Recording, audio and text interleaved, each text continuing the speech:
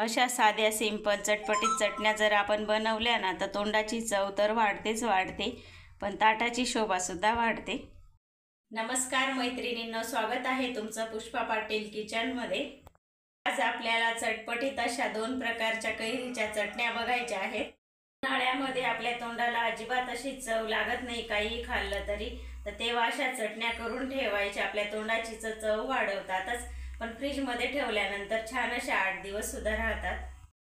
कैरीच्या चटणीचा पहिला प्रकार करायचा आहे। त्यासाठी मी इथे साहित्य घेतलेलं आहे।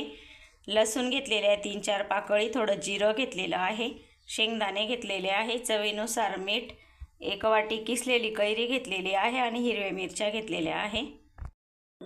कोथिंबीर लागणार आहे आपल्याला थोडीशी।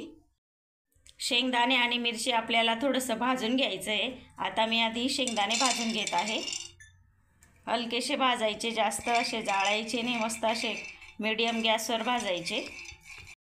शेंगदाणे मी इथे छोटी वाटी घेतलेले होते, एक छोटी वाटी आहे ही।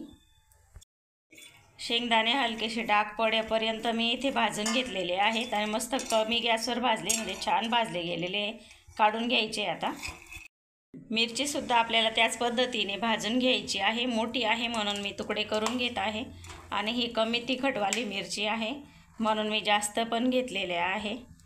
तिखट तुम्ही जर तिखट वापरत असाल तर कमी पण घालू शकता। मिरची सुद्धा आपल्याला डाग पडेपर्यंत छान अशी भाजून घ्यायची आहे। मिरची छान डाग पडेपर्यंत भाजली गेलेली आहे। आता गॅस बंद करून द्यायचा आहे आणि मिरची सुद्धा आपण काढून घेऊ। शेंगदाणे आणि मिरची आपल्याला थोडंसं गार करून घ्यायचं आहे। गरम गरम जर आपण वाटलं तर मिरचीला पाणी सुटतं। मिरची आणि शेंगदाणे गार झालेले आहेत। आता आपल्याला यांना मिक्सरच्या भांड्यामध्ये टाकून घ्यायचं आहे। मी साल न काढता शेंगदाणे इथे वापरत आहे, तुम्ही साल काढू शकतात काढायचे असेल तर। याच्यामध्ये आता आपल्याला लसूण आणि जिरं घालून घ्यायचं आहे। आता मिरची आणि शेंगदाणे आपल्याला अगदी थोडंसं मिक्सरमधून फिरवून घ्यायचं, अगदी पल्स मोडवर। असं जाडसर इथे असं वाटून घेतलं शेंगदाणे आणि मिरची। तर याच्यामध्ये आपल्याला आता कैरी घालून घ्यायची आहे, जी आपण किसून घेतलेली आहे ती।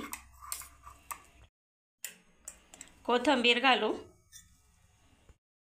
चवीनुसार आता मीठ घालून घ्यायचं आहे त्याच्यामध्ये। आता आधी जसं फिरवलं पल्स मोडवर तसंच याला सुद्धा आता फिरवून घ्यायचं आहे एकदा आपल्याला। तर मी ही चटणी फिरवून घेतलेली आहे आणि बघा खूपच छान अशी झालेली आहे। बघा मस्त चटपटीत चटणी तयार झालेली आहे। तर आता एका वाटीमध्ये काढून घेऊ आपण। चटणीचा एक प्रकार आपला इथे तयार झालेला आहे। आता दुसरा प्रकार बघायचा आहे आपल्याला चटणीचा। आता आपल्याला कैरीच्या चटणीचा दुसरा प्रकार बघायचा आहे। तर मी इथे अर्धी कैरी अशी बारीक चिरून घेतलेली आहे। एक मीडियम साईजचा कांदा, तो पण बारीक चिरून घेतलेला आहे। 1 चम्मच मिरची पावडर घेतलेली आहे, 7-8 लसूण पाकळ्या घेतलेल्या आहेत, अर्धा चम्मच जिरं घेतलेलं आहे आणि चवीनुसार मीठ लागणार आहे। 1 चम्मच मी इथे भाजलेले शेंगदाणे घेतलेले आहेत। तर मी इथे तेच मिक्सरचं भांडं घेतलेलं आहे, धुतलेलं नाही आहे, तसंच वापरलेलं आहे मी। तर कैरी घालून घेणार आहे पहिले।